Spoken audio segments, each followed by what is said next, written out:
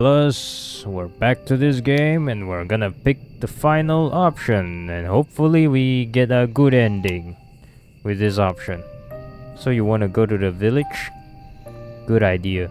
Let us see what further trials await you there. The night is far from over, as much as you might wish it was, and there is still much and more to discover. I wonder what will happen next. You follow the path which leads to the village, supporting yourself on weary, aching limbs, which feel ready at a moment's notice to snap at the knee beneath the burden of your weight. Soles of your feet are screaming at you. You need to lie down, and quickly. You will only hope as you continue to run that you will find a suitable residence in which to rest at the village. You do not know what will await you at the village, but you have visions as you run of a quaint, scenic settlement, all thatched cottages with sloping roofs. Surely there will be a kindly peasant who will be willing to put up a young runaway for a few nights. You can imagine too the face of this kindly peasant from the fairy tales you read in abundance as a small child. She will be broad-shouldered and ruddy-faced, with dull brown hair crammed beneath a cap. Her arms will be sturdy from many years of washing clothes and milking cows, but she will be kind to you and compassionate, just like a mother. You do not know what mothers are like, you hardly ever spoke to yours. You are only guessing. You are not a complete fool, however, despite your tendency to daydream, and you do have a few reservations. Peasants do not, as you know from your voracious reading, have much money, nor do they have much food. It might be hard to convince a resident of the village, even a kindly washerwoman of your fantasies, to take in a complete stranger. Well, we don't need to. We can always sleep outside the village. Still, you must try. That is all you can do, really. Hey, look, the village. They say it's a thatched house, but this looks like brick and concrete. The hell? That does not look like thatched houses at all. Grass houses, whatever you call it.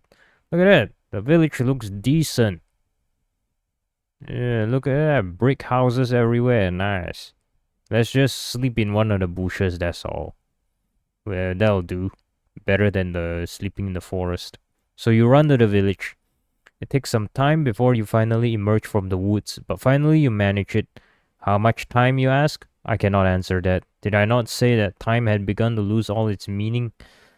Forest is behind you now, at least, and all the awful nightmares which dwelt within it. It is still cold, though, and still foggy. It is still dark, too. The sun has yet to rise. You can see the moon more clearly now, though as it hangs above your head, round as any pearl or orb or crystal ball. The moonlight shines down upon the village, nestled among the hills like a diorama. Hope anew bubbles within you. You finally made it. Surely naught but your salvation awaits you. You follow the winding dirt path to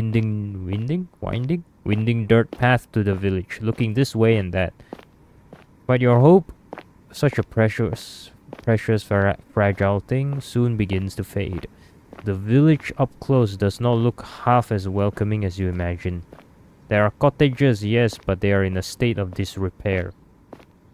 Those houses do not look like cottages at all. They look like brick houses. What the hell? When you say a cottage, I imagine houses made of grass, but whatever. There are holes in the roofs and holes in the windows. Most of the doors are tightly shut, but others are gaping open. The kitchens beyond them even darker than the night sky which shrouds you. There are no lights in any of the windows, and neither can you see any people. Insomniacs like you at them. You cannot hear anything either beyond the sound of your own footsteps and the low, mournful sighing of the wind. The village is quite quiet, eerily so. Ah, great. It's an abandoned village, I guess. It is immediately obvious, even to a naive girl such as yourself, that something terrible must have befallen this village. You know before you try your luck at one of the houses that nobody will answer you. There will be no kindly red-armed washerwoman to welcome you here, no matter how much you wish for it. But that does not stop you from wishing regardless. Forget it. Just sleep in one of the bushes then, and pray hope that nothing hunts us. Your knuckles rap smartly against the wooden door. Your efforts soon prove, however, to be in vain. There is nobody here to hear your entreaties. How very sad. You try another door and then another, but the result is the same, regardless of how many doors you rap upon. Nobody answers you. How could they? There is nobody there. Once again, you have found yourself all alone. At least you have found some dwellings, in which you can rest your weary head. Will you utilize one of these cottages for your purposes? Nobody is here, you might as well. But no, an abandoned cottage is not what you're looking for. You would far rather have companionship, would you not? Bravely you swallow your tears, you wipe your eyes with the back of your arm in a well-practiced motion, then inhale. You square your shoulders and you keep on going. Surely the village cannot be completely deserted. There must be one person here at the very least who can help you. That is what you are thinking as you resume your search. You flit from cottage to cottage with precious little to show for your determination, until you make yet another discovery. This village, with its squat thatched cottages bathed in the moon's glow, has a church. Well, of course it has a church. The villagers who once dwelt here were not godless heathens. Not that their fate did them all that much good in the end. Still, the sight of the church soothes your overtaxed heart. You were so focused on your fantasies of a kindly washerwoman taking you in, you did not pause to entertain the fancy of a kindly nun doing much the same. All hope is not lost. You approach the church, which seems to tower over you despite it being so humble. The church is a small one, but it is stout and sturdy. It must be, for it has withstood centuries, forever standing sentinel on this hill, like a relic from a bygone era. The church does not have any stained glass windows, but it does not need them. Even without more luxurious trappings, the church still exudes an aura of dignified solemnity. The stone building is fringed by a sizable graveyard, one which occupies the rest of the hilltop and some of its sloping sides. The graves, which have been planted by generations of wardens, are hewn from a similar stone to that which the church walls are made of. Some of the gravestones are shaped like lozenges. Lozenges, I have never seen that word before. While others are shaped like crosses. A handful of headstones are even shaped like angels, though these are few and far between. There are very few people in the village such as this one who can afford such luxurious final resting places. You look at tombstones with an almost childlike curiosity, forgetting in your examination of the visceral, heart-rending fear which gripped you as you ran through the forest. You are out of the woods now, and you have subconsciously already begun to relax. You try to read the names hewn into the myriad tombstones, but it is dark and you are tired, and some of these graves are very, very old indeed. You strain your eyes, but you do not have much luck in this endeavor. Oh well, such superfluous details are not important. You eventually tire of examining the graves and turn. This graveyard is an expansive one, unusually so given the village itself is so small. How can it boast so many corpses and there is much to explore? You walk about the perimeter of the church, casting your gaze first here, then there, then everywhere, consumed as you are by your immense all-encompassing curiosity, and as you do, you see her. She looks like an ordinary girl, small and scrawny, just like yourself. But she is much, much more than her unremarkable appearance might suggest. For some moments you observe her hiding all the while in the shadow cast by the church, like a furtive lizard clinging against a rocky edifice to shroud itself from the sun. There is no sunlight here though. There is only the night sky and the stars and the moon. Beneath the moon's light, a silvery implement the girl is clutching shimmers. It takes you a few moments to notice what it is that the girl is clutching in her hands. It is not until you see her manipulate it, its sharp edge biting into the earth, that you understand. It is a shovel. This girl is standing in an isolated corner of the churchyard, late at night, and she is digging a grave. Well, you suppose she could always be digging a hole for the sake of it, but her work seems much too precise for this to be the result of mere whimsy. It is hard for you to see her face given the distance between the pair of you, but her posture is one that speaks of supreme concentration. She moves slowly, mechanically, like a woman on a mission, driving the end of a shovel into the earth over and over. Her motions are regular enough to be repetitive. There is something hypnotic, almost in the manner in which she attends this task. Will you risk interrupting her? I got a question though. Why are all the people that we meet are all just so happens to be women? Like first we met the princess at the castle, and then the mermaid, and now the grave digger is a woman as well. I don't know, man. You don't. How many women grave diggers do you guys know in your life? That sort of job is mostly men now, isn't it? I bet 99% of grave diggers are men.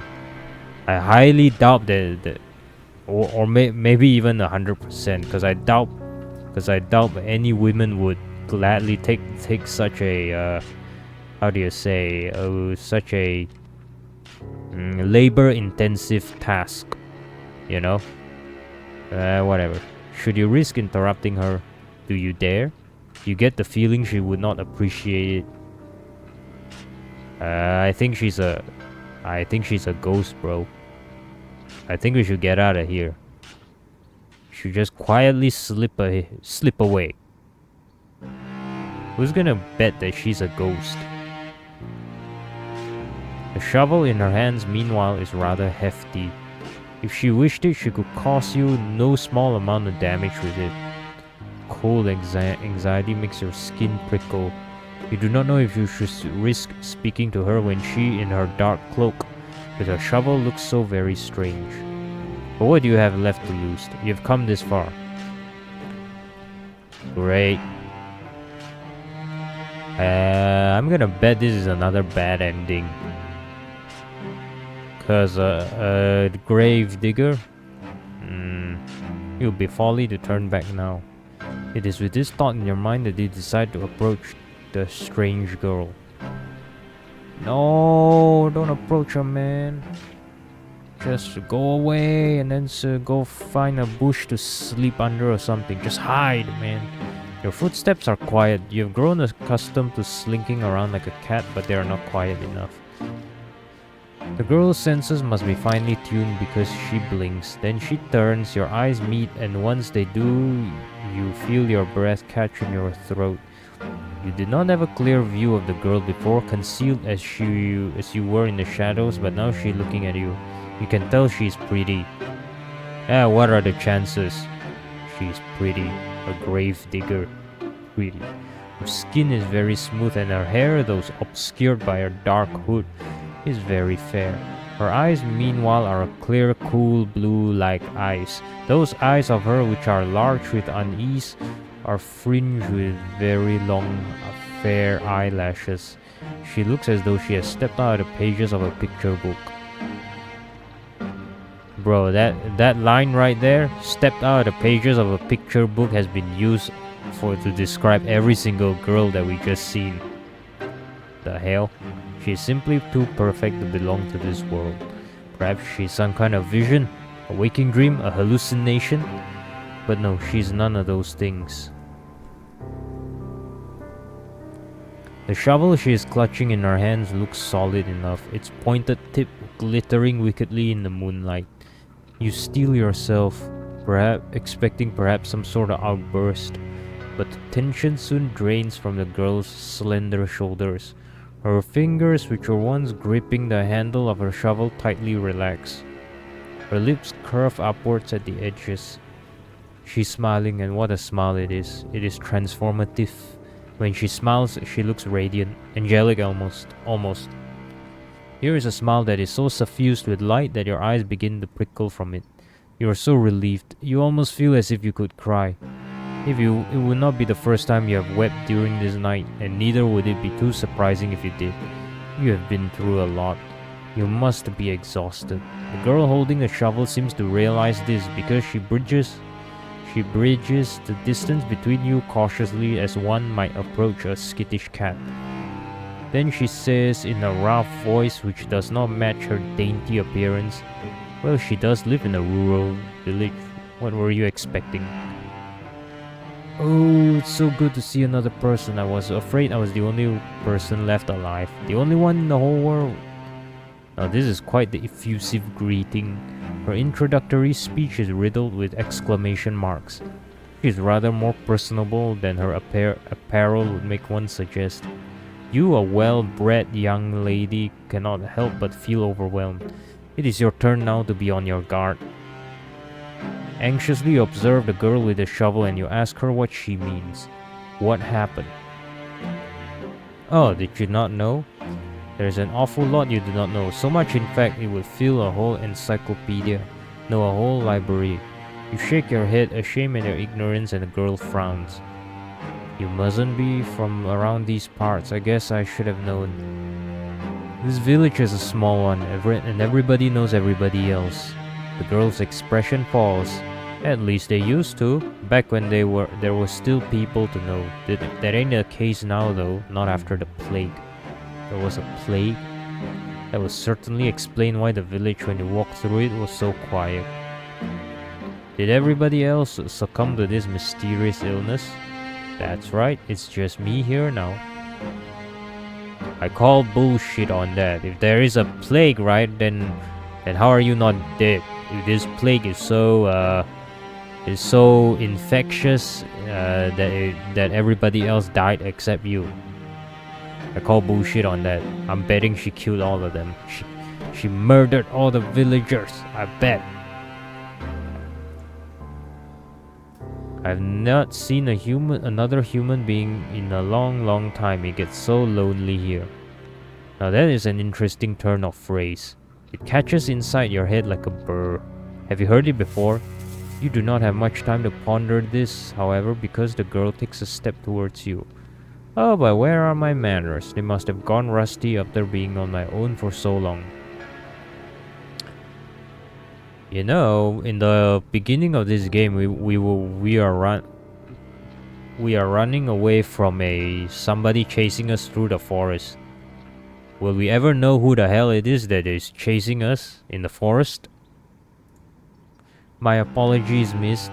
Miss, you look like you've come a long way. You said you were a traveler, yes? And your hands are very cold, just like ice. Would you like to come inside? Maybe have something warm to eat and to drink? My home's small, I'm afraid, and my food ain't nothing fancy.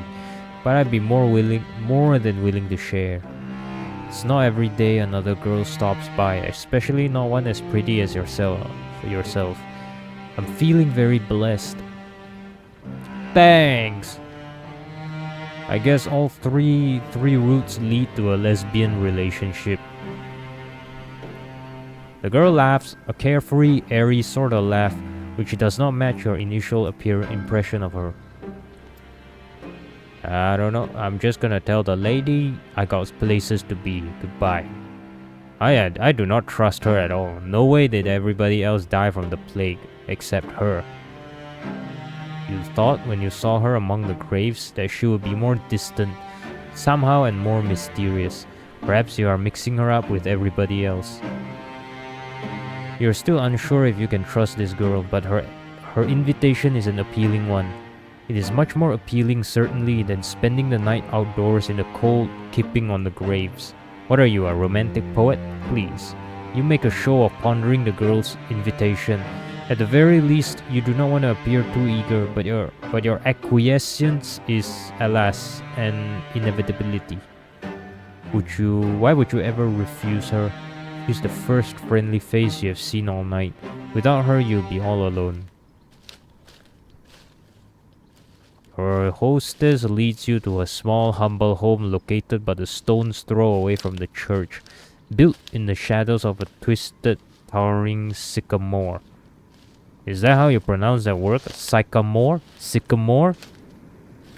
Sycamore? Scamore? Scamore? I've never seen that word, man. This girl's home is in such a state it seems a folly to even call it a home. Hovel would to you be the more appropriate descriptor. But when your hostess leads you inside, her eyes alive, and she says, "Here we are, home sweet home." You don't have the heart to tell her that you don't find her home very homey or very sweet. That would be incredibly rude. As a guest, you ought to be more appreciative. Half-heartedly, you look around your newfound surroundings. The ceiling is supported by wooden joists, and it is perilously low. Not so much. Sorry, excuse me. I had to yawn for a moment there. Not so much so that you are in danger of bumping your head, but just enough to feel claustrophobic. There is a fire in a corner, though it is not consigned to a grate. The fire instead is blazing in the open, a circle of logs set alight like a scene from a witch's kitchen. Above the fire hangs a silvery pot suspended from one of the wooden eaves. Other objects of interest are hung from the eaves. Iron implements you take to be cooking utensils, various herbs, and strips of meat left to cure. The smell of cooking fills the air, mingled with the sharp, sour scent of unwashed bodies. How, you wonder, does your hostess clean herself? You do not see a bathtub anywhere. Perhaps she does not possess one. The girl's home is unremarkable in every regard, but it is, you suppose, better than nothing. At least there is a roof over your head and food put in your belly. The girl looks to the pot suspended over the fire, which she gives a stir with a ladle. Then she brings the ladle to her lips to taste whatever concoction she has brewing within it. You can only hope that she is not like the weird sisters from the famous play, brewing a broth with penny snake fillets. Yes, I think this is just about done. Then the girl says, to nobody in particular. She sets the ladle down back into the pot, then looks to you and smiles. You want something? It looks as though you've come quite a long way, and you must be hungry. These words are like music to your ears, even more divine than the trumpets of God's most loyal angels. You are so hungry you could eat a horse. Not that there are any horses in the immediate vicinity. You express your interest to your hostess, who smiles in response. I thought you'd like the sound of that. Just give me a few moments. Your hostess retrieves 2 earthenware bowls from a cupboard with rickety hinges, into which she pours 2 hefty helpings of whatever it is she's cooking. This she serves with bread, which is so hefty it could be used as a murder weapon. Oh, not so subtle foreshadowing there. Bet she smacks our head with it, stabs our head with it. It's not much, I'm afraid. It's only soup and bread. It should take the edge off your appetite, though. You thank your hostess for her hospitality, your stomach rumbling all the while. Soup does not look like anything you would typically consume, but the soup's poor presentation does not dissuade you. It is true enough that people eat first with their eyes, but when one is hungry enough, one becomes obliging enough to eat almost anything. Why else do you think that people, when stranded upon desert islands, will resort to cannibalism? humans are creatures of necessity. You like to wrap yourselves up in pretensions, but in actuality, you're not so much better than animals. You're so hungry, your stomach is achingly empty, that you certainly descend upon your food like an animal. Your teeth glint, your incisors gleam, and soon you have consumed all that your hostess has offered you. Your hostess watches while you eat, and she giggles once you have finished. Did you enjoy that? Oh, you catch your hostess's gaze, suddenly and abashed.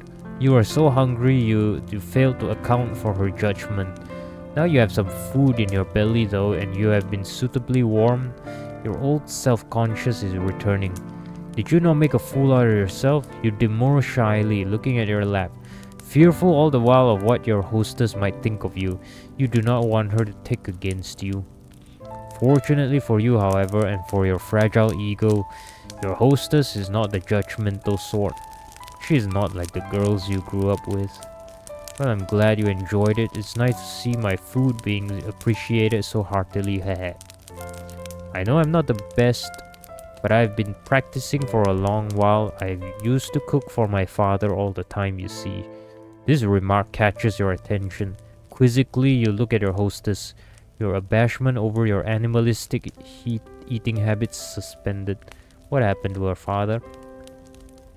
It seems a grim thing to contemplate after having eaten, but didn't your hostess mention something about a plague? Yes, your hostess says, her voice soft now and serious. That's right, there was a plague. And what of the villages? What of her father? They're all gone now.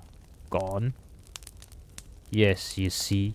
Your hostess rearranges herself upon her chair, one slender leg folded over the other. Then she begins her tale in earnest. My family has a history. We've lived here for centuries by the church, so we can tend to the graveyard. Ah, so this abode is centuries old then. It would certainly explain the dirt. My father used to prepare bodies for burial back when he was alive. He built the coffins and he dug the graves and he lowered the coffins into the dirt. I know it might sound like an awful job, but somebody's gotta do it. There's no sense averting our eyes from death, not when it happens to the best of us. It's a noble profession, one that has been handed down in our family for generations. My father's father was a grave digger, and so was my father's father's fathers, and my father's father's father's father's father. Digging graves is in our blood. It's who we are. My. That was a surprisingly pretty speech coming from a girl who lives in the countryside. A girl who is without much in the way of education. It is apparent just to listen to her and the way she slurs her syllables together that she has never had any elocution lessons, not like you. There is a determination, however, to her and a pride in her genealogy which gives her a respectable aura. You cannot help but be impressed. So you ask your hostess, does that make her one in a long line of grave diggers? Yes. Your hostess, the gravedigger, says, that's about right, though I was never supposed to be a gravedigger myself. It's not a woman's profession. That's what everybody says. My father didn't mind that though. He taught me everything he knew, and then some. I might be a woman, but I have plenty of upper body strength. I can dig a grave just as well as my father could, without breaking a sweat. To the despair of my mother up in heaven, I'm sure. I'm sure if she were still alive, she'd rather I focus more on feminine pursuits, like basket weaving or sewing to better attract a suitor. Not that would do much good now. There's nobody around who'd court me, not for miles and miles. And what happened to her mother? She died when I was very young. During childbirth, I was only 5 years old. Oh well. You can relate to her, at least upon this point. Your parents are not dead, at least not as far as you are aware, but you have not seen them in an awfully long time. They sent you away as soon as you were old enough, and they never once bothered to check up on you. For many years, there have been no letters nor any visits. You offer the gravedigger your condolences. You do not know if they will help, but you feel like you cannot say nothing. That would seem heartless. The gravedigger, however, does not seem too upset by this turn of events because she smiles, albeit somberly. It's alright, it was ages ago. I don't remember her too well, and I've never had the luxury of sitting around feeling sorry for myself. I had too much work to do. Around the house, you ask? That too. I was the oldest child, so it was my job, after my mother died, to manage the sweeping and the cooking, and looking after all my siblings too. You blink, intrigued, and glance about your hostess's humble lodgings. You do not see any siblings in the immediate vicinity. Well, isn't that obvious? They died to the plague. Though I do not believe her at all. I bet she killed everybody. Like an infectious plague, so deadly that everyone else died except her? I call bullshit. Where could they be? The gravedigger must have noticed your roving eyes. You're not being exactly subtle, because she shakes her head. I had siblings, 2 younger brothers. They're both gone now. Oh, you should have known. You apologize to the gravedigger for your lack of tact, but she does not seem upset by this faux pas. What? How do you pronounce that? Faux pas? Faux pas? Don't apologize. It's not your fault. My brothers weren't too long for this world anyway. The youngest, he died when he was still a babe. And the oldest, he died before he reached double digits. I was upset about it at the time, of course, but I've come to terms with it. Life's a fleeting thing in this wicked old world. That's something you learn in this trade. Digging graves, I mean. I've dug graves for the elderly and the infirm, but I've also dug graves for young babes still in their swaddling clothes. That's the nature of death. It comes for all of us in the end. No matter how old we are, no matter how much money we have, no matter how good or bad we've been. It's the great equalizer. Or so I've heard. A chill creeps down your spine as you listen to your hostess's speech. She is not wrong, but the inherent mortality of all humankind is not something you wish to contemplate. It is too disturbing. For the longest of times, my family was a small one. It was just my father and me, but that was fine. It was how I liked it.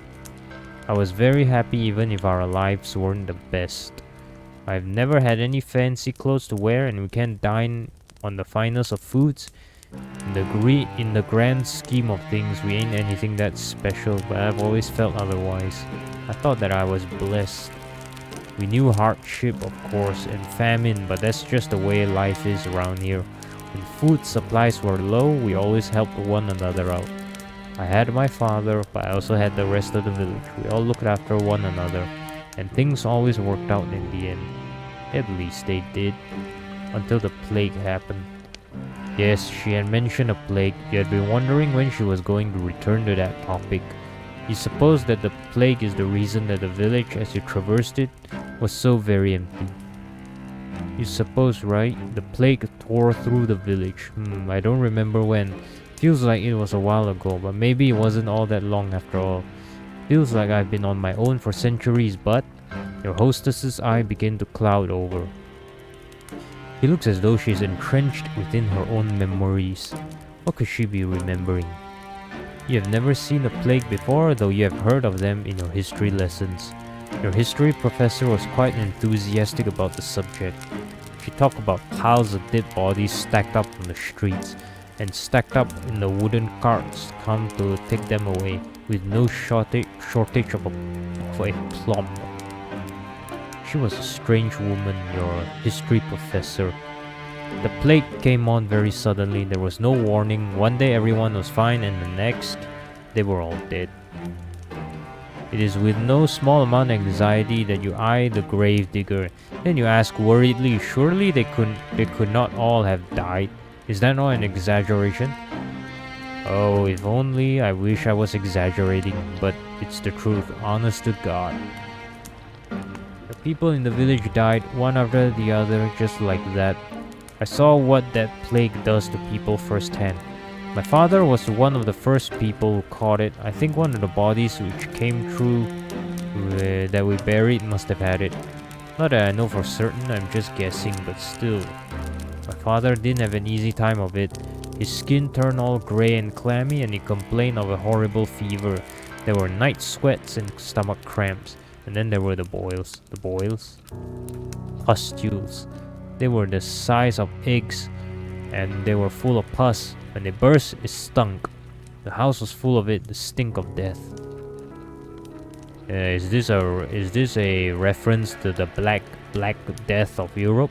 You know, the bubonic plague. The wise woman of the village came to see if she could be of any use, but it was no good. My father was too far gone already. She took one look at him lying on his deathbed, and she shook her head. She said she didn't want to get any closer. Can't say I blame her. It was a ghastly sight. I didn't appreciate it at the time, though I felt like she was turning her back on us. I wished her ill. I remember that after she left. Until a few days passed and she fell sick too. Then I felt bad for cursing her. I couldn't help but worry if it was all my fault. It's silly, I know, but... The gravedigger closes her eyes. She seems to squeeze her eyelids together until her lashes melt like flecks of fallen snow. Her shoulders, which are very slender, are shaking. She looks as though she might at any moment fall apart. It wasn't long after that the rest of the village fell ill. They all had the same symptoms as my father, the clammy skin and the fever and the boils. The boils grew and then they burst, and they died in screaming, stinking agony. My father died too, only 3 days after he fell ill, but I think even that was 3 days too many. I didn't want my father to die, of course. I did everything I could to help him, but it was all pointless. None of my herbal salves had any impact.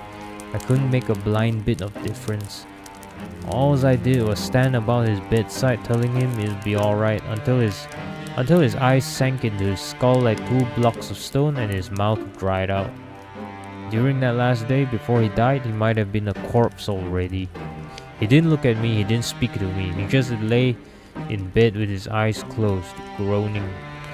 I never wished any ill on my father before, but during those moments, The gravedigger squeezes her hand, which are resting upon her black clad lap, into fists. She trembles. Then in a voice throbbing with awful emotion, she says, I wish he'd just died. Well, based on her anecdote, it does not sound like she had overly long to wait. I wonder if she could still consider that a silver lining. No, perhaps not. The gravedigger is still shaking. She will not cry, will she? You hope not. Awkwardly, you look at the gravedigger. You're not sure how to soothe her, but you know you must make some sort of effort, even if it's a token one. You shift upon your chair, which feels very cold and hard beneath your thighs. Then you say very softly that you are sorry. It is not much, but it is all you can think of saying. You had thought initially that your situation was comparable to that of the gravedigger, but now you can see that this is not the case. Her suffering has far outstripped your own. Not that suffering is a competition, of course. Your apology feels inadequate to your ears, largely because it is. But the gravedigger seems not to mind it. She is very big-hearted, that girl. Smile at you so, no matter how foolish you might be. Do you really deserve such kindness? Oh, again with the apologies. It's alright, like I said, you didn't cause any of this. I'm not upset at you, I'm just recounting what happened is all. I do wonder though why I never fell sick myself. I thought I was going to die, so I've already prepared for the Reaper to come and take me away. But maybe he wasn't interested. Maybe it already satiated his appetite on all the others.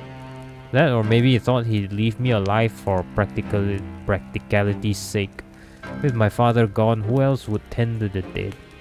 I was the only person left by the end of it all, so I had to bury the people in the village. They're all resting peacefully now under the earth where the plague can't reach them. On the one hand, I'm happy for them, they were able to escape from all their suffering. When I think about all the people I've lost though, the gravedigger tenses, then she sniffs. When I think about the kindly washerwomen who helped me scrub the mud and the dirt from my clothes. Aha! So this village did have its fair share of washerwomen after all. It would seem that your earlier insistence upon this particular point was not without merit. And the handsome young farm hands who used to flirt with me. The priest who preached at the church, who told us wonderful tales of paradise, and the children who would skip stones on the lake and play hopscotch in the streets. I can't help but feel so lonely. The gravedigger's eyes begin to shine. Once she has finished her address with tears, but she does not let them fall. She is being very brave, much more so than you are. Anxiously, you extend a hand towards her, meaning to what? Give her a hug? You do not know her well enough. Pat her head? That would be infantilizing. Squeeze her hand? Perhaps that could be misconstrued as a romantic overture, and that is the last thing you want. You endured more than your fair share of teasing over that. You sit there for a few moments, paralyzed by indecision as the gravedigger poorly suppresses her sniffles. In the end, you let your arm drop back to your side. Your hand rests upon your lap, as useful as damp kindling. You do not know what to do with it. You do know that you ought to say something though, to show that you heard her plight and that you care.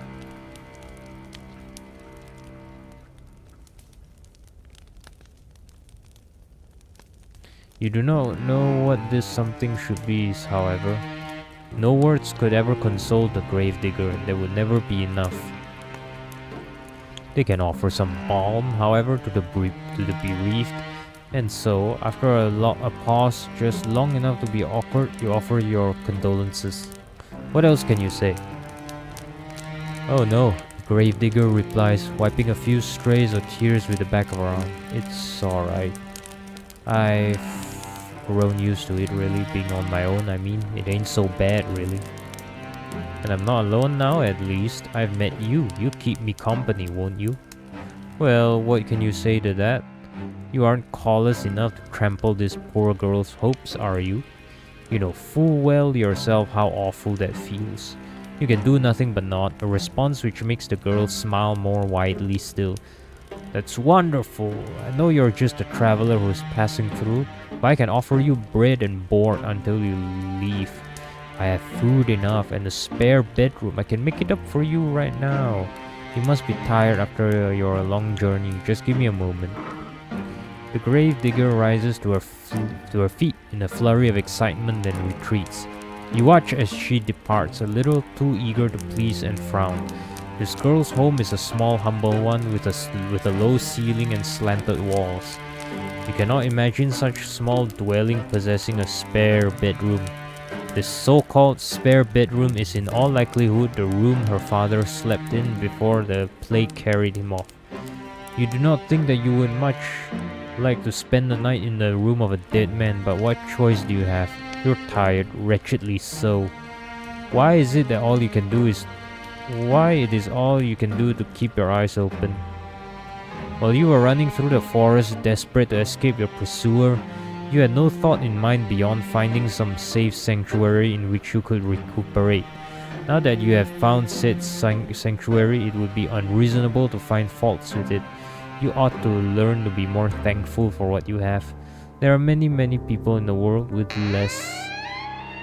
And that's one creepy door opening, man.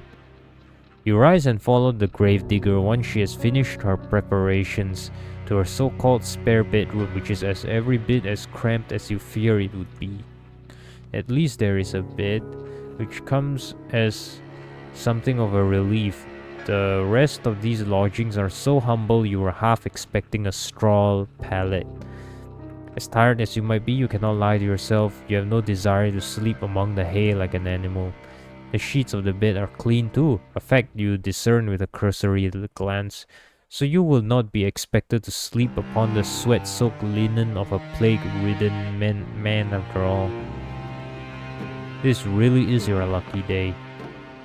I got you this too, the gravedigger says, somewhat shyly, as she hands you a folded gown to sleep in. I thought it might come in handy. Your own clothes are a little shabby. She can say that again. Your skirt is covered in mud and the hem is torn and ragged. This nightgown is one of my old ones, so it's suffered a bit of wear and tear, but I hope it'll fit alright. It's clean, if nothing else. You accept the nightgown from your benefactress with words of thanks. You want to sound appropriately appreciative, but you cannot mask your fatigue. Weariness overcomes you and you yawn, a fact the gravedigger does not fail to notice. Oh, begging your pardon, I don't want to keep you. I'll be making myself scarce. If you need anything though, don't hesitate to ask. I'd be happy to help. The gravedigger bows her head to you like a drudge, then hurries off, closing the door behind her with a thud. Tired though you are, you soon find that you rather miss your hostess's company. In the face of her good-natured smiles, you could almost forget all the hardships you have hit her toe endured. Hit her toe? There's a lot of new words in the English language that I didn't know by playing this game. I think the developer must have an English degree or some shit. In her absence, however, your lodgings feel almost unbearably cold and inhospitable. You suppress a shudder, then unclothe yourself. You work as quickly as you are able, but your fingers are cold and they fumble with the buttons of your blouse. It takes you more time than you would like to complete this endeavor, but you soon have your shirt and your skirt dispensed with. You are too tired to fold them neatly, so you do not bother to fold them at all. Instead, you cast them carelessly upon the floor, as defiant as a sulky child. You then pull on your new nightgown. Your hostess's earlier warnings were apt enough. It is quite worn, but it fits well enough. It is more comfortable at least than your old uniform. You have endured worse. Newly dressed and ready for bed, you loosen your hair from your braids and settle down among the sheets. It is with a sigh you extinguish the weakly flickering candlelight which burns on your bedside, and with another sigh that you lay your head down upon your pillow. Though physically exhausted, you have to wonder whether you will be able to sleep at all. You can recall your previous dash through the forest in such vivid detail your heart is still pounding. That fear has yet to leave you. Perhaps it will never leave you. Your terror was such it almost feels as though it has suffused itself into your bones, into your very being. But your exhaustion is greater than your worldly anxieties, and soon it claims you. Your eyelids fall shut, and your breathing inevitably begins to even out. It is not long until you are spiraling through a dark, deep abyss lost in Morpheus's kingdom. But your sleep, despite your wearied state, is not as restorative as you had hoped. Your imagination has always been overactive, even at the conservatoire. You are frequently beset by dreams of the most vivid nature. The dreams that you have this night lying beneath unfamiliar sheets upon an unfamiliar bed are no less intense than usual. In your dreams you are back at the conservatoire, the place where this adventure of yours began. You're wearing the crisp white blouse you once discarded and your grey, unremarkable skirt. Your hair is tied in braids and your eyes are downturned, forever focused upon your feet. You tried not to look at your classmates and you thought yourself fortunate if they do not look at you in return. You did not want anybody to notice you. Until that awful winter, that is, where everybody stopped paying attention to you for good. Nobody tried to trip you when you walked past them in the hallways. Nobody, in fact, so much as glanced at you. All of a sudden, there were no malicious whispers, no wicked laughter, no pulled hair, and no thrown objects. You were giddy with relief at first over this newfound means of tormenting you that your classmates had devised. But this little game, that of complete and utter disregard, continued and on and on and on, as the days grew shorter and the nights grew longer. As the time passed, you began to fret as to the state of your own corporeality. Could anybody still see you? Did you even exist at all? Then at long last you found it quite by accident the source of all your woes.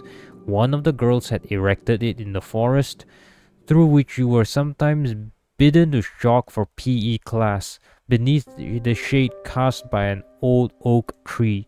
It was a makeshift tombstone, a small meager monument made of stone, upon which one of her classmates had hewn a name, your name. You knew at once as you stood there standing beneath the shade of that ancient tree that this was the reason behind your classmates' silence. This is why they had for many months had been ignoring you assiduously.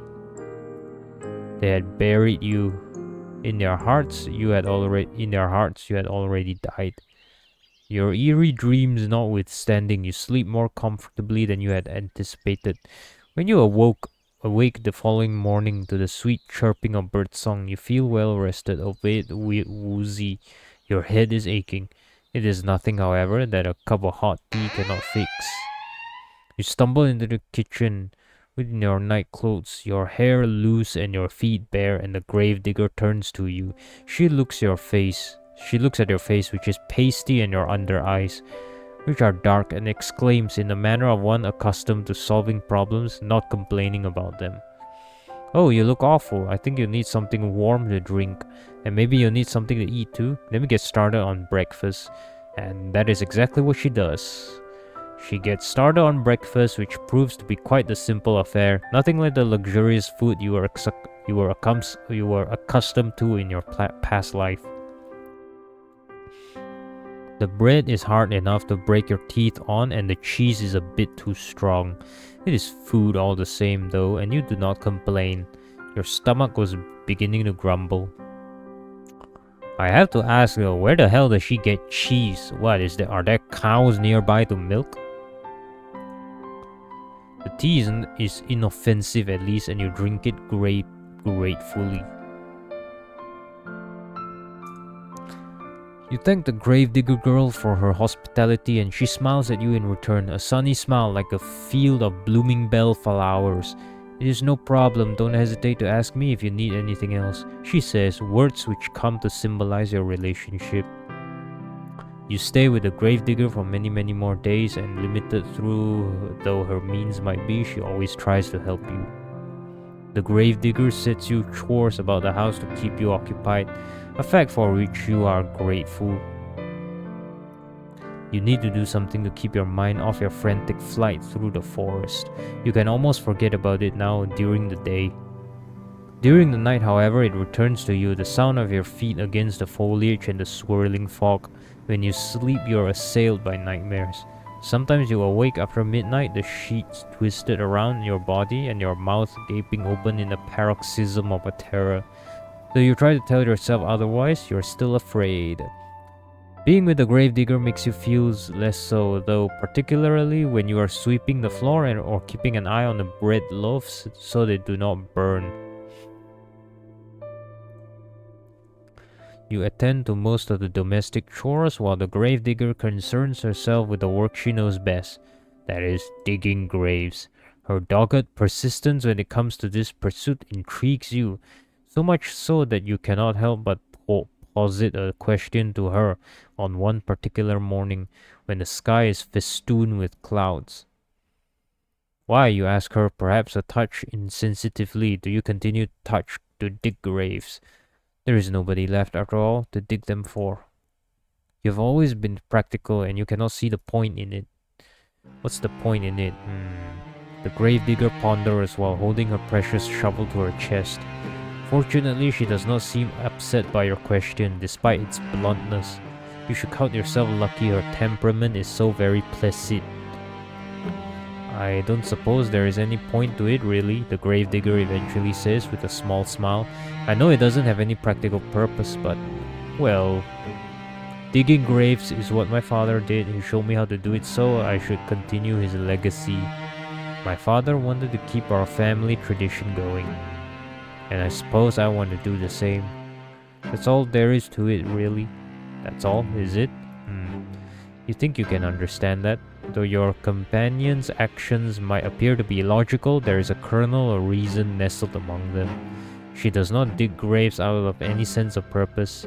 She does it instead out of sentiment. Besides, I have to do something to keep myself busy, don't I? If I spent my days idling all on my own, I think I'd go mad. The gravedigger laughs at this as though the prospect of her own madness is amusing. Her laugh, despite her slender nature, is not particularly delicate. It reminds you, perhaps unkindly, of the braying of a horse. You are ashamed of thinking such a thing, though, and your face flushes with the guilt of it. We cannot all be well-bred young ladies, you know. Still, the laughter of the gravedigger as it echoes through the grey, gloomy sky is strangely desperate. It sounds forced. Her smile, too, is a touch unnatural, the rictus grin of a corpse. You find, despite your attempts to return her laughter with a polite giggle, that you cannot help but pity her. You retreat indoors briefly after your talk with the gravedigger, then set about some simple chores. The gravedigger trusts you well enough to manage sweeping the floor, a task which does not take particularly long, and the preparing of the meals, a task which takes slightly longer. It is not much later, however, once the sun has already sunk beneath the horizon and the moon is high in the sky, that the gravedigger returns from the outdoors. She is windswept after many hours spent exposed to the elements, and there is dirt caked beneath her fingernails. The gravedigger removes her cloak, which she hangs by the door, then looks to the pot suspended over the fire, a fire which you stoke with your own fair hands. The scent of cooking food, that of garlic and onions, fills the air, suffusing the interior of the kitchen in a homey aroma which makes your stomach rumble.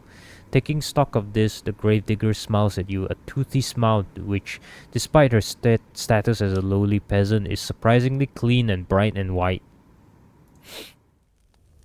Thank you so much, dear one. There's nothing like returning home after a hard day's work to find dinner already prepared. Now let me give it a test. The gravedigger dips a spoon into the soup and brings it to her lips. She blows upon it. Then she places the spoon into her mouth, the wooden utensil clacking against her teeth. You observe this with a touch of anxiety. Will she like the food which you have prepared for her? You have cooked for her before in the past, and she was always very complimentary of your efforts. Cooking is not your forte, however.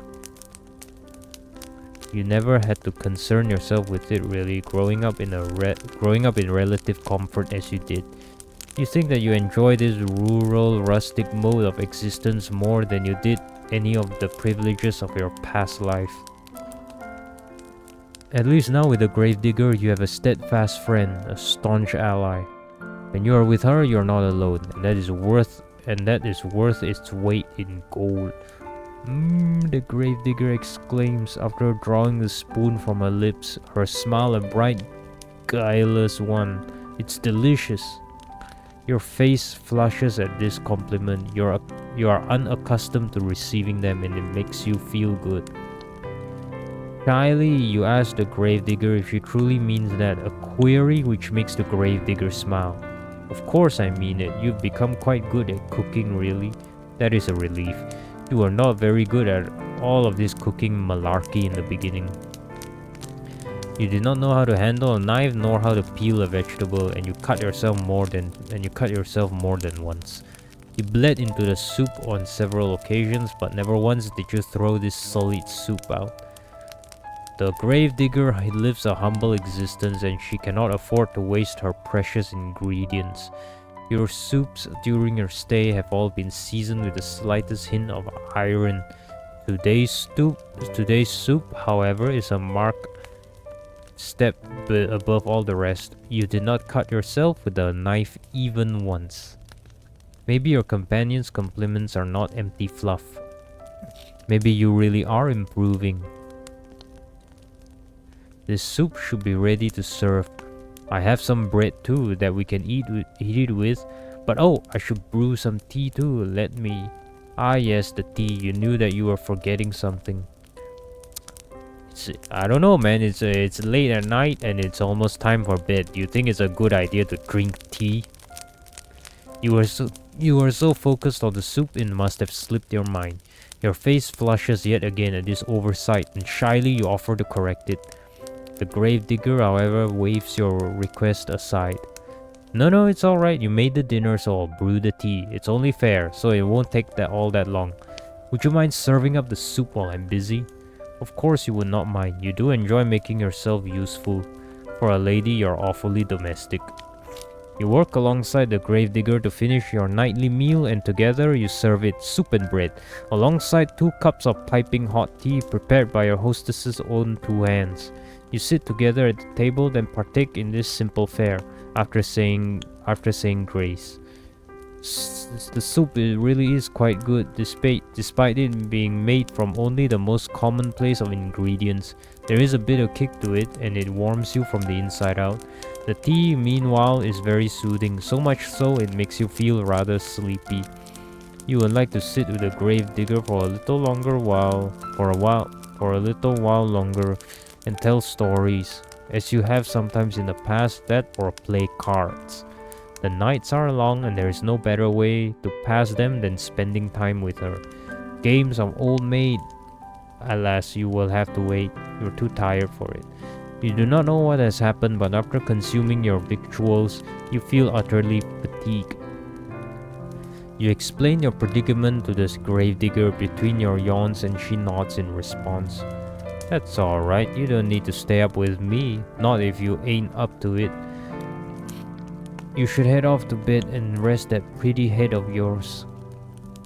You do not think you are particularly pretty, but you presume that the gravedigger is just regurgitating a phrase to you. She does not truly mean it. How could she?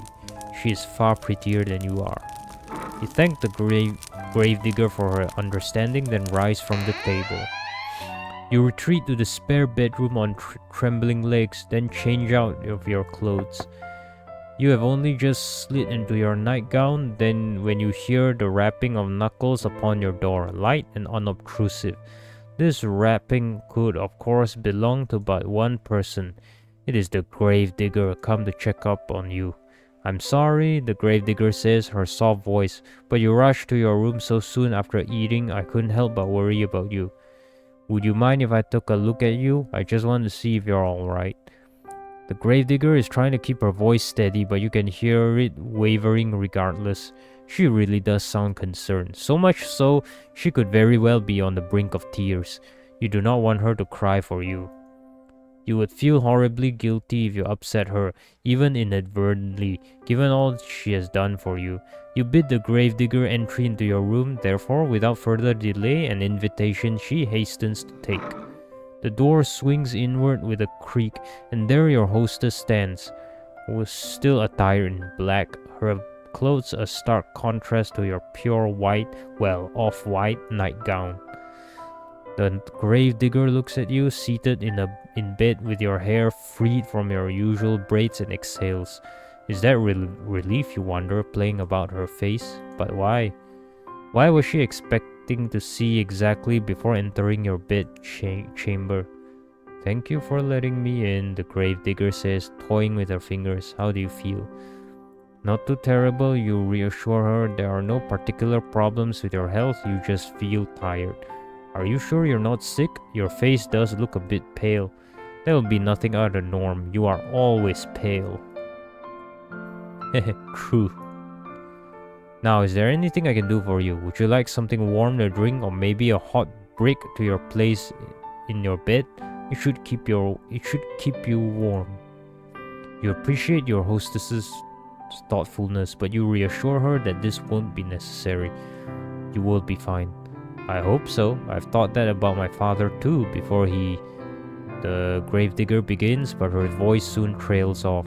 She does not finish that thought. She does not need to. You know now, what was she thinking of before she entered your bedroom? Cold, clammy skin, a sweating brow, rank, oozing pustules. Think upon these symptoms, which are eerily similar to those recounted during the Great Plague, which once beset your own country, and you shudder. If you don't want anything, then I'll be on my way, the gravedigger says, but before that, this was just a fancy on my part, but I was wondering, would you mind if I brushed your hair for a little while? Your hair? That's right, it's such a pretty shade of red.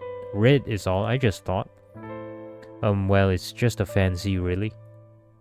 You don't have to let me know if you don't want to, but I thought it might help you relax if you're feeling under the weather. I've heard it's supposed to be soothing. That is what the gravedigger says, but you have the distinct feeling that she's the one looking for solace here. She's not quite so selfless, perhaps, as she would like you to think. But she has been so very good to you, and she has done so very much for you that you do not want to begrudge her for this small self-indulgence. You rather think she deserves it. You agree, therefore, to her request, and upon doing so, you are certain that you have made the right choice. Your hostess's face lights up immediately in a manner which makes you blush. Oh, thank you. It'll be my honor. Now let me fetch my brush. The gravedigger retreats from your room in a hurry, but returns soon after, holding in her right hand the promised brush. This artifact acquired, the gravedigger then settles herself upon your bed by your side. She looks at your hair for a few moments, her expression pensive. Then she announces that she will begin. The gravedigger leans in.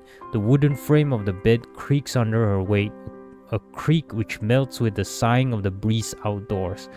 You can feel the bristles of the brush running through your hair. It is soothing enough, so much so that it makes you shiver. The sensation is a pleasant one and somewhat nostalgic. Did your mother do this for you, you wonder, when you were a little girl? If she did, it must have been when you were a very little girl. You have not seen your mother in quite some time, not after you enrolled at the conservatoire. Oh, you have such lovely hair, dear one. It's soft just like silk, not at all like mine. Mine is so coarse. This gentle voice draws you out of your vague, half-formed reminiscences. It sounds as though the gravedigger is lost in nostalgia of her own. Because her voice, when next she speaks, is dreamy. I think my mother used to brush my hair like this for me, back when she was still alive. That must have been a long time ago, though. It is funny, you think, as the bristles of the brush continues to slide through your tresses, that you and the gravedigger should both be reminiscing in tandem about your respective mothers. Perhaps there is something maternal in the act of brushing one's hair, which is wont to summoning forth such images. I would not know personally. I cannot remember my own mother at all. I don't think I liked having my hair brushed very much. The gravedigger continues, her breath warm against the exposed nape of your neck. My mother used to complain that I squirmed too much. I can remember that. She always told me to sit still, though it wasn't my fault I squirmed. She used too much force. Now this is curious. It sounds as though the reminiscences of the gravedigger are not particularly fond after all. Did she not get along well with her mother? I can't rightly say. The gravedigger replies in a somber sort of a voice. I was young, like I said, when she died. I really don't remember her too well.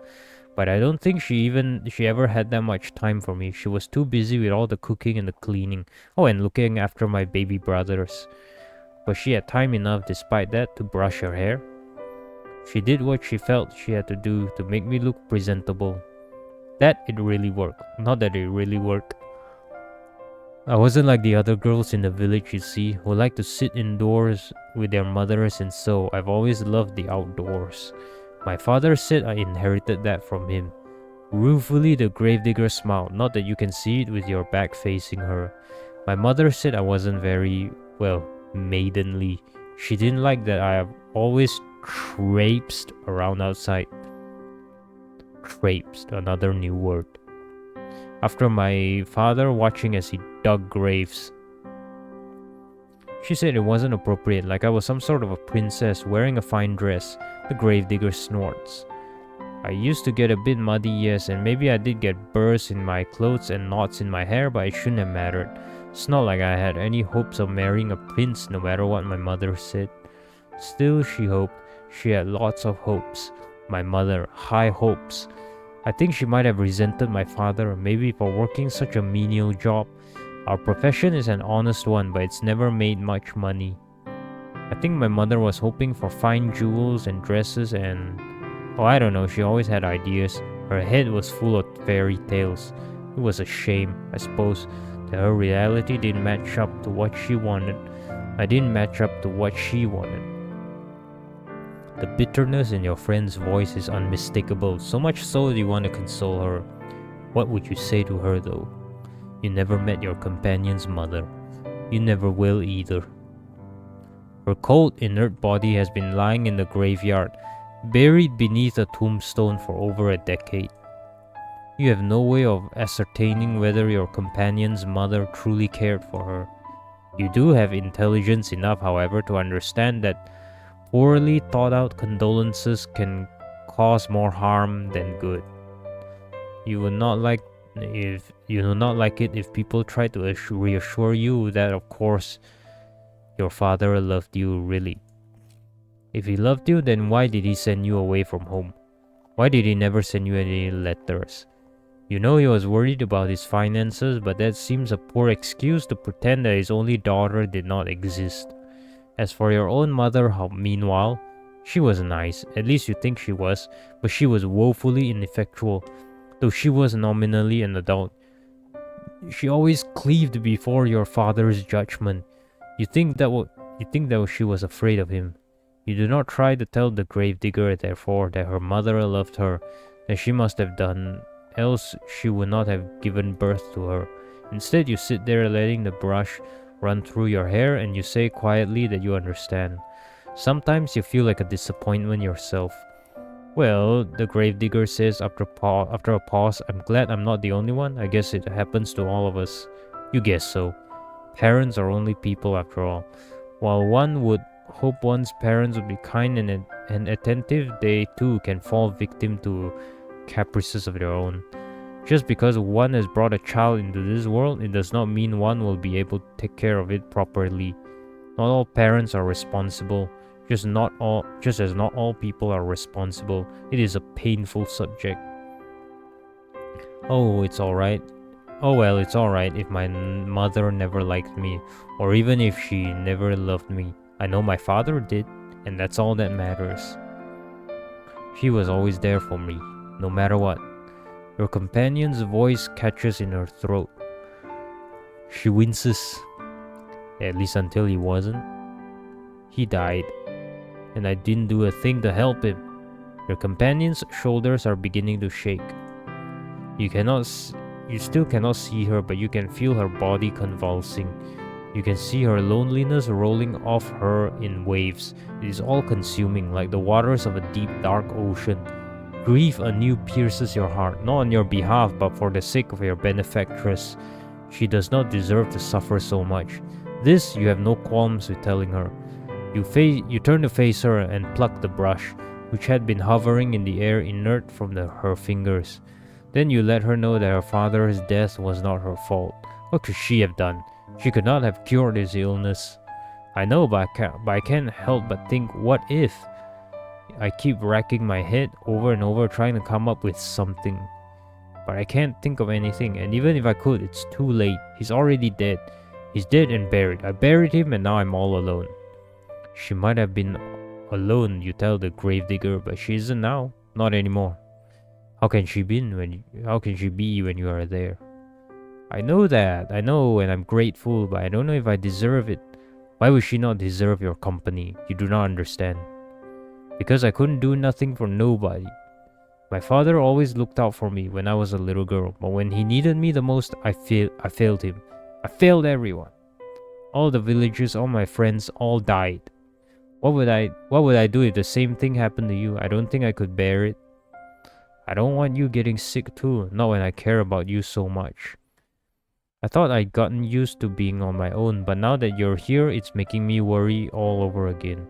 I've been worrying so much I can't sleep from it. I'm scared. Her companion's voice catches in her throat. Then she collapses in on herself. She leans forward, her arms wound about her middle as if to steady herself, and she cries. She cries and she cries and she cries. For a few moments you look at the gravedigger, unsure of what to do. Her pale face, streaked with silvery tears, seems to flicker in the candlelight. Her shoulders, which seems too slender to bear the cumulative weight of all the sorrows she has endured, are shaking. Your fatigue continues to cling to you, as insistent as the fog which rolls amongst the tombstones in the graveyard at night. You are not so very tired, however. You cannot offer your hostess some comfort. You do not know what you can say to console her. You feel too weary to think of pretty sophisms. But there is something you can think of. You will not typically be so bold, of course, but you are tired enough for once to throw caution to the wind. That and the tears of the gravedigger are awfully arresting. You open your arms, and before the gravedigger can pass comment, you pull her to your chest. Oh! A soft exclamation escapes the lips of the gravedigger, quieter than the sound of wintry snow as it brushes the ground. Then there is nothing. The gravedigger is stiff in your arms for a few moments, like the corpses she and her father used to seal away inside their wooden coffins. She is all wide eyes and awkward, pointed elbows, tears still coursing down her pale cheeks. You worry briefly as you hold her that you have perhaps made a mistake. Were your attempts at consoling her too clumsy? You would not know. You have never been in a situation like this before. You have never consoled any friends before because you have never had any friends to console. It is not so now, however. You are as far away from your old life as it is possible to be, and the gravedigger does not curse you for your impudence. Neither does she try to squirm away from you. Instead, she sits there, still as a statue, cradled in your arms. Oh, I'm very sorry to show you something so embarrassing. It's just, I get so lonely sometimes.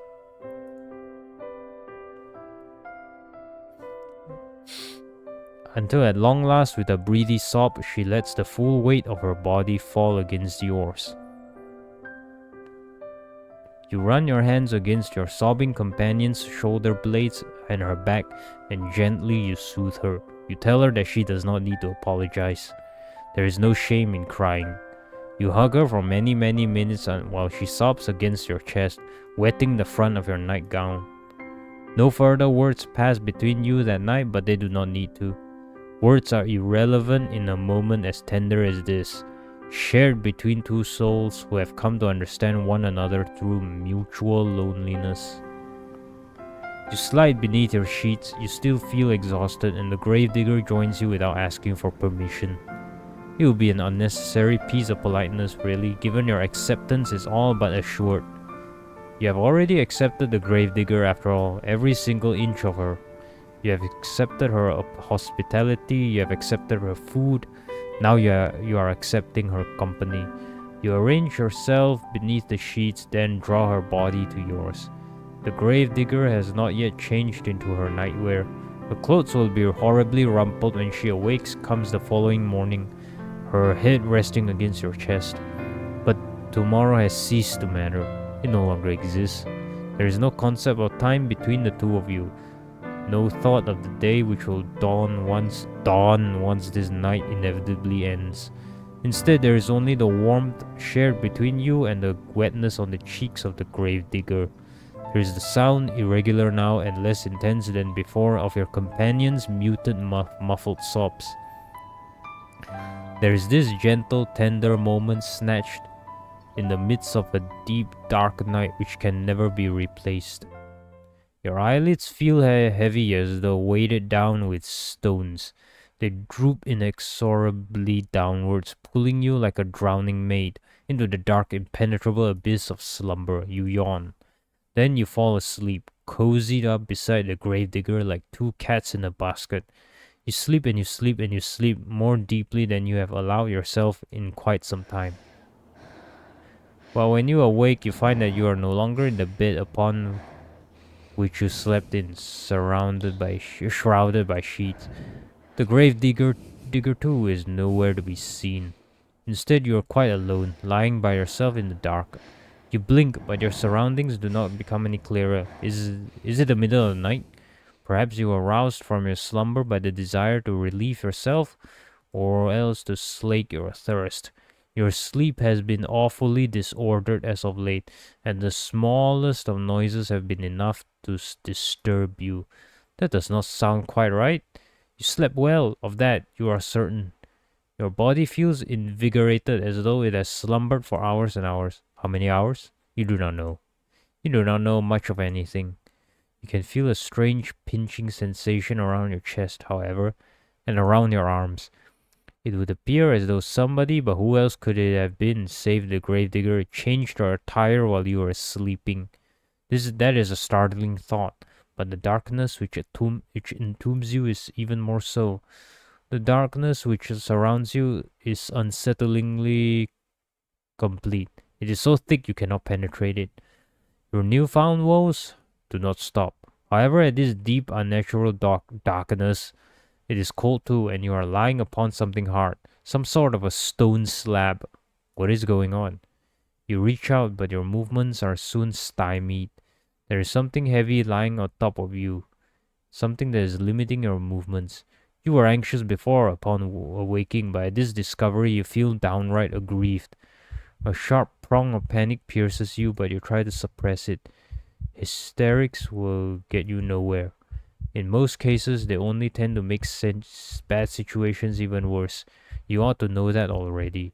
You swallow your mounting dread as best you can, though it is coming on thick and fast, and try to squirm. You move your arms outwards, but they do not get very far. There is a wall above you, and walls on either side of you. Walls which do not budge no matter how hard you push. Not, I must add, that you can push particularly hard. Your anxious state notwithstanding. You have never had much in the way of upper body strength nor lower body strength. You do not have much in the way of strength at all. You feel quite helpless as you lie there, out of breath from your meager exertions, unsure of what you should do. You can hardly see a foot in front of your face. You do not know where you are nor why, but a terrible premonition is beginning to bear down upon you, one which initially you tried to discard. You did not want to accept it as a possibility, but where else could the truth lie? You are lying in a box, hemmed in by walls which offer only a scant few inches for you to stretch in any direction. Where else could you be but a coffin? The moment you allow yourself to ponder this awful reality is the moment you hear it, the irregular sound of drumming. It is as though somebody, though they must be a very large somebody, is tapping their fingertips upon the lid of your coffin. That, or it is raining. It is not the fingers of a giantess, though, which is disturbing you, nor is it falling rain. It is dirt. The sound continues on, and as though it is drilling its way inside your skull. Okay. So the gravedigger is lonely, but she's gonna bury her only friend. What? That makes no sense. Like she's clearly saddened by the loneliness, right? And then she throws that all away just to bury us alive. Talk about being crazy. I knew it.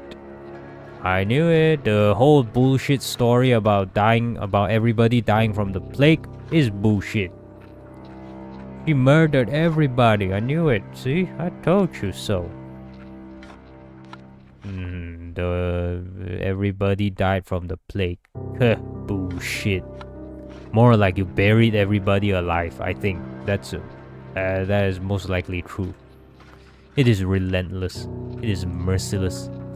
Like the ticking of a great celestial clock, it cannot be stopped. Time is almost running out. But you knew that already, didn't you, when you were running through the forest? You ought to have known, silly thing, that you could not outpace your destiny forever. Sooner or later it would catch up with you. You are stubborn though, and you do not want to accept this. Not content to simply lie there, you cry out. You cry not for your parents, for whom you hardly knew, nor for your school friends, for you never had any. Instead, you cry out for a new companion, the girl with whom you have been living and with whom you shared one precious, cherished moment. You cry out for the gravedigger. Surely this is some manner of mistake. Once she realizes you are in fact entombed in one of the coffins she's currently filling, for who else would be moving the dirt above you, she will cease her operations at once. She will pull you out of darkness back into the world of the living. Then she will hold you close. She will embrace you. She cannot mean to cause you any harm, not when she was so good to you and so kind. Why would she bury you? You cry to her so loudly you fear her vocal cords might tear, all while banging the roof of your compact prison. You cry desperately, helplessly, and to your relief, your cries do not fall upon deaf ears. The sound of the falling soil stops, albeit briefly. Then you hear a voice. The voice is very faint, given it's being filtered through your coffin's sturdy lid, but you recognize it. So you're awake then, are you, dear one? The gravedigger says. She sighs. Then she says in a perplexed sort of voice, now that is a pickle. I was hoping you'd be asleep a couple hours more, so the last time we spoke could have been on better terms. If you keep screaming like that, I'm gonna feel bad. Her companion's words, though distant, are unmistakable. You are so tense, you're attuned to every single syllable, and each of them makes you gasp. Was this not a mistake then? Does she truly mean to bury you alive? You posit this question to the gravedigger as best you can, trying to keep the tremors from your voice as you do. Perhaps you think in your optimism that if you do not let her know how afraid you are, she will reward you for your bravery and let you go. If this is what you are hoping, though it is in vain. That's right, you really do catch on quick.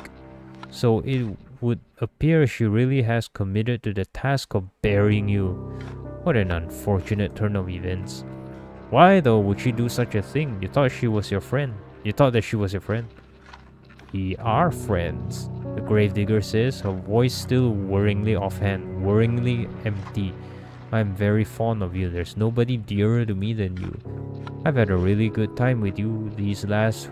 how long it's been again? I don't remember. Neither do you. Well, if this little detail has slipped both of your minds, it can't be all that important. You have other things to worry about. If you really are friends, you say to the gravedigger, then what does she hope to gain by burying you? You do not understand. But you understand her reply even less.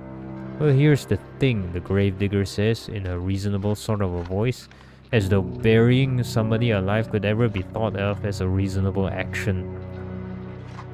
I've been digging graves for a long time, you see. You cannot see, it is too dark, but you affirm that you do all the same. Well, I was digging all these graves, but I have not had anybody to put them in. Not for ages. It was rather sad. You think you know where this train of logic, twisted though it is, might be going, so you do not interrupt her. You know no good will come of it. All you can do for the present is lie there and listen. I was thinking I'd never find another person to bury in this god-forsaken village. Not after the plague messed everything up. I was getting desperate. Until you came along, that is. Now that I have somebody I can bury, I'm not gonna let the opportunity pass me by. I'm sorry, but this is just part of my job. It's what my father taught me to do. It's all I know how to do. Buried my mother and I buried my father. I buried all my friends. Now I'm going to bury you too. Sounds logic in a sense, as the daughter of a gravedigger, digging graves is her job. But something about it rankles you. If only you could put your finger on it. Ah yes, there is a bit of flaw with her reasoning, is there not? You're not dead after all. You might not be dead now, the gravedigger says, in response to your ingenuity, but you will be, if given enough time. I mean, everybody else I've ever known has died. who's to say you wouldn't be next? Seems rather more likely that you will die, and quickly, if she persists with her poorly thought out plan to bury you. Your coffin is not very large, it offers you precious little space. Eventually, if trapped within it for long enough, you will run out of oxygen, then you will suffocate. That or you will starve to death. Either way, your demise will be a slow, painful one. You are unsure which death would be worse, though given your precarious situation is, you do not wish to expend the necessary energy needed to ponder it. You need to plead with the gravedigger and quickly while she is still here. You tell her tearfully that you will not leave her. Why would you? You try to sound as convincing as your disordered nerves will allow, but the gravedigger remains unmoved. You say that? She says, but how can I know you're not telling the truth? I thought you said you were a traveler. You never stay put in one place for long. You'd get sick of me before long, then you'd leave me. This way, at least, I can be assured that we'll always stay together. If I bury you like I did the others, we'll never be far apart. I even took care to put you in a nice spot, close to my home. So you're only a stone's throw away, really? Isn't that nice? Privately, you think that the gravedigger has a different conception of the word nice to you. You do not say this, however. You cannot say much of anything because the panic has begun to set in.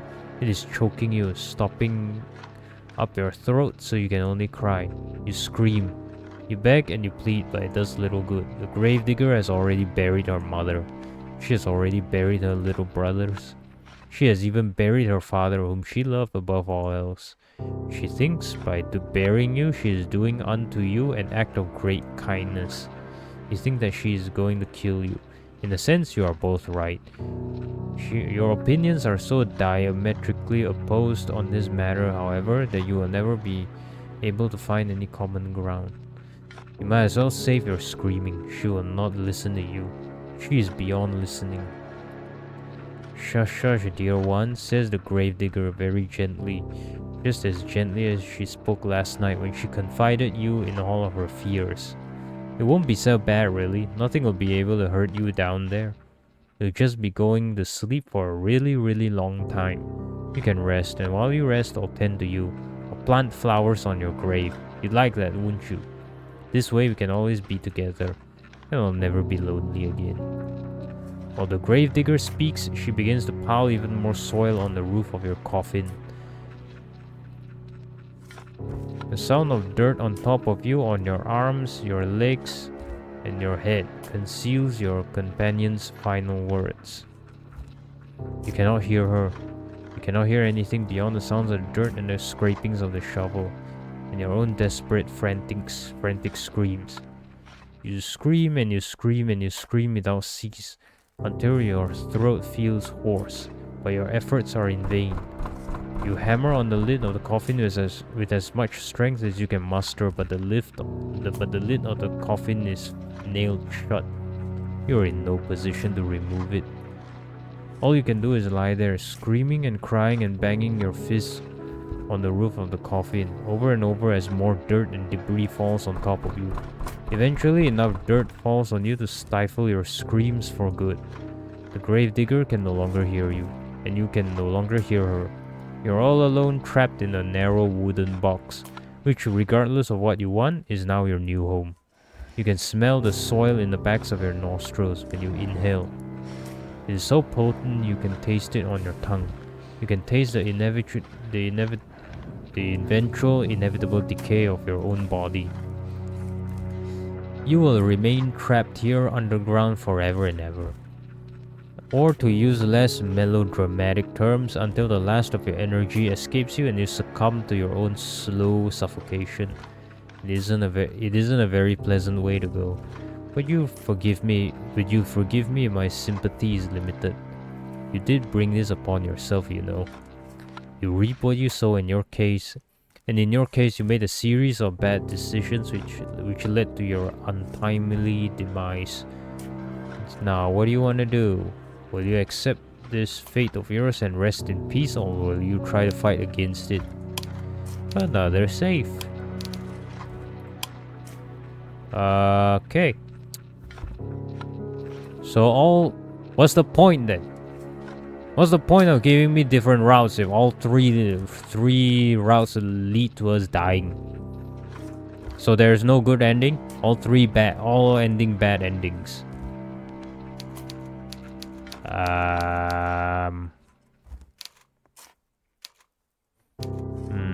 What if I fight? Are you not happy with the hand that fate has dealt you? Very well, I cannot blame you. It is quite a grim ending. I would not wish it upon my worst enemy. And you are rather dearer to me than that. Now, why don't we give this another go? Just try not to be buried alive this time. I can only endure so much of your screaming. Your fate is once again in your hands. Now I wonder, which path will you take? What matter? Oh. Give up? Give up then. So you've come back here, have you? That does not come as much of a surprise. Though presented with 3 potential paths, it is not as though traversing any of them would have any particular impact upon your ultimate fate. In the end, you were always destined to return here. Did you really think you had a choice? How hopelessly naive of you. I thought that you were smarter than that. Well, now I am smart enough to not waste hours of my time going through the different routes. Your breath, which once escaped your lips in sharp, ragged gasps, is now on the verge of petering out altogether. Your lungs feel deflated as though they have been punctured. Your blood is rushing through your temples in a heady, overwhelming surge. Your stomach, meanwhile, has twisted itself up into knots. Your body feels heavy, your legs in particular, they no longer wish to obey you. You take a stumbling step forwards and your foot gets caught in a tree root. You are certain that you passed this root once already and that you sidestepped it. But perhaps your memory is beginning to fail you, just like the rest of your body. You gasp, surprised, and pitch forwards, dull and senseless like a sack full of potatoes. Your arm hits the ground with a crack, one which makes you cry out in pain. Tears begin to beat on your eyes, wet and salty, tears which you cannot stymie. You are not as resilient as the gravedigger, nor as carefree as the princess. If you lived underwater like the mermaid, then nobody at the very least would be able to tell that you are crying, but you do not, and I can, believe me, I can. Your arm aches dreadfully, but at least you can still feel it. Your poor feet, meanwhile, have gone quite numb. You will try to stand at the energy, but you know, as you sit there dazed, that this would be a futile effort. You cannot stand, not any longer. It hurts too much.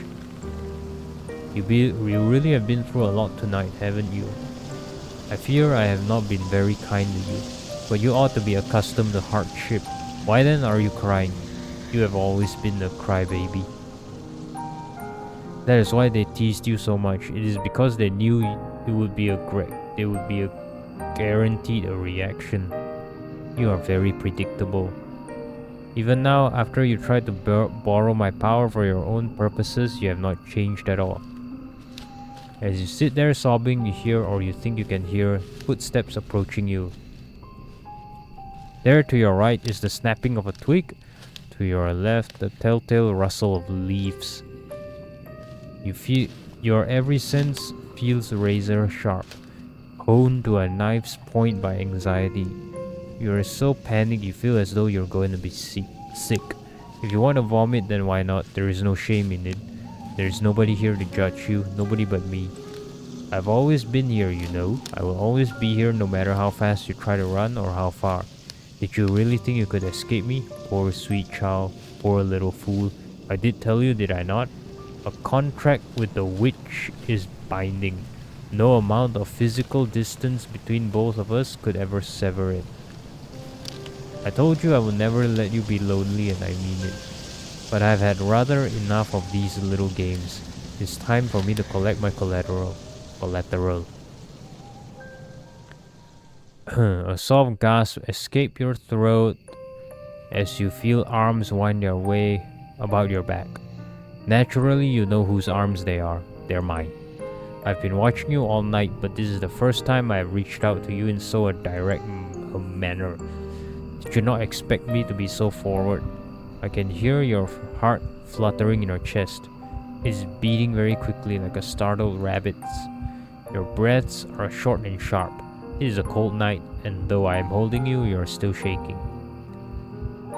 So the person that has been chasing, that we've been running from the woods, is a witch. Is a beautiful witch. A beautiful one, that is. So why are we running away from her again? I wish you would not tremble so. Everybody fears the unknown, but we are not strangers. We have spoken before, have we not? When you first called me forth from the ether using that book you found in the library, you were desperate enough then to turn to the occult for help.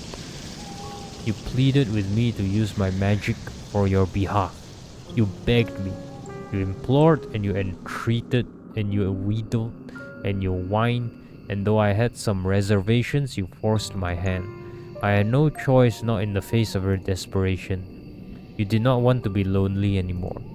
You wanted to have a friend, somebody who would always be there for you no matter what. You wanted somebody to love you. Is that not what you demanded of me? Is that not what I have given you? You might think me wicked, but I think you are being awfully cruel yourself to run from me after I made all of your wishes come true. I did think, about punishing you for running away from me. I think of poking out your eyes so you might never see anybody other than me. I thought of cutting off your long, lovely hair so that nobody might ever think you beautiful but me.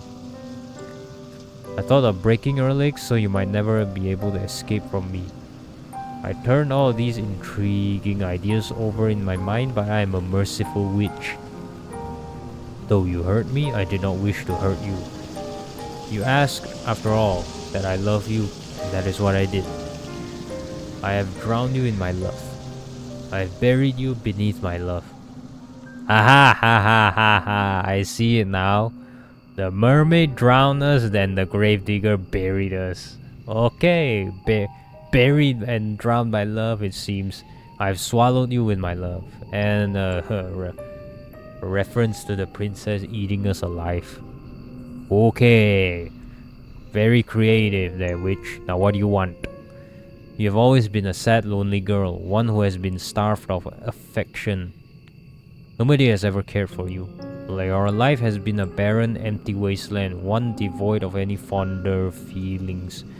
That is why I had to drown you, you see. That is why I had to bury you. It is why I had to swallow you. In the end, I was doing you a favor. I was doing it all for you. In that sense, you are very lucky. Do you know that? There are few people in the world who have had the privilege of being loved to the brink of insanity quite this many times in one night. Pray tell me, what the hell did she do to love us? There are very few people in the world who can claim to have been loved by a witch. You've experienced so much love, it ought to have slaked even your unquenchable thirst. You know now what it feels like to be adored. I have more than upheld my end of the bargain. Now I think it is time that you do the same. From this night forth, you and I will always be together. Then I shall be able to love you endlessly. You will never be lonely again. So what happened? Huh? What happened?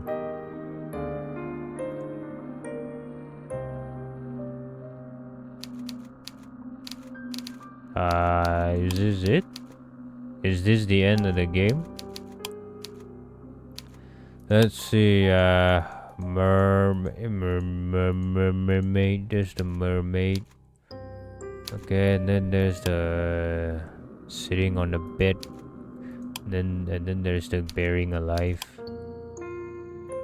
Alright, we're still missing one. We're still missing one.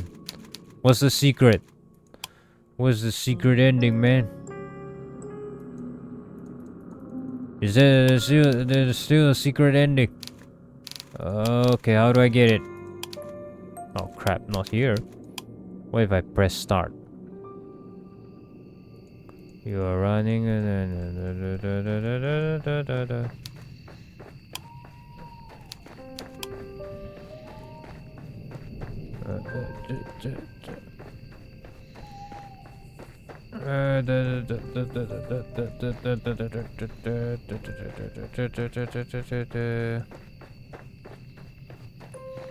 Let's just skip.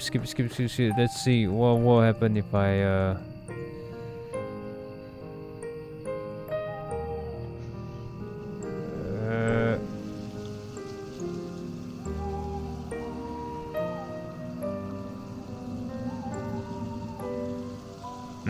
I think that I spot a couple differences in the dialogue. I think this is the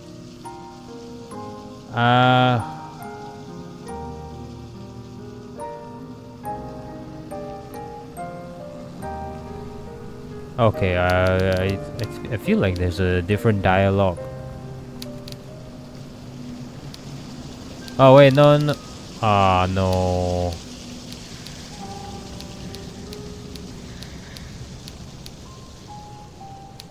God, there's no difference.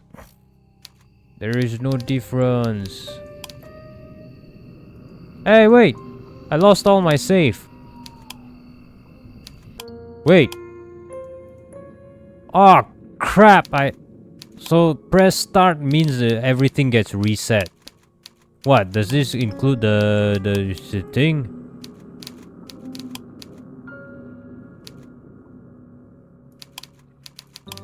Okay, the gallery remains, but what's this over here? I'm missing one more image. What's the Easter egg? Okay, so anyway, we'll continue this in the next part. Maybe, or is this the ending? Is this it? That's the whole game. Whatever. Anyway, guys, thanks for watching.